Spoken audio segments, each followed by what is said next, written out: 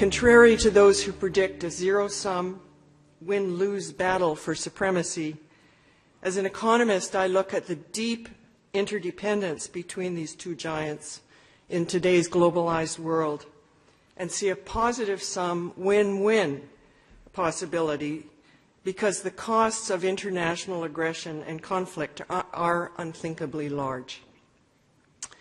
The end game should be a normal great power relationship. Now, some of you are no doubt readers of Margaret Macmillan's recent book on the causes of the First World War. And it is very instructive, actually, to take a look at that study and see conditions that are remarkably similar to what we see today. There was a book that was published at that time by an economist named Norman Angell, who made exactly the same argument that I'm making, that the interdependence before the First World War between the countries in Europe was so deep that the costs of conflict would be catastrophic, as indeed they were.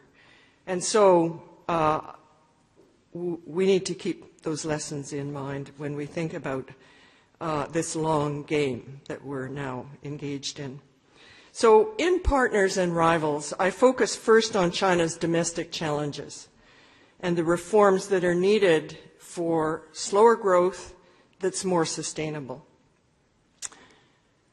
A central issue is the autocratic party state, which faces an increasing dilemma between retaining the tight political control versus the risks of falling into what's come to be called the middle income trap, in part because they retain that grip. And so it's a difficult dilemma.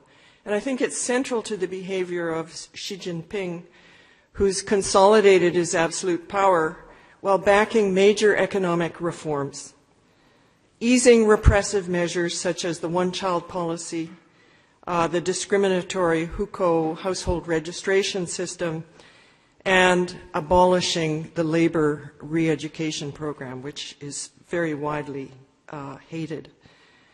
But the reality is forward movement in some areas and little progress in others, reflecting the fact that reforms create winners and losers, and there are powerful interests that are vested in the status quo.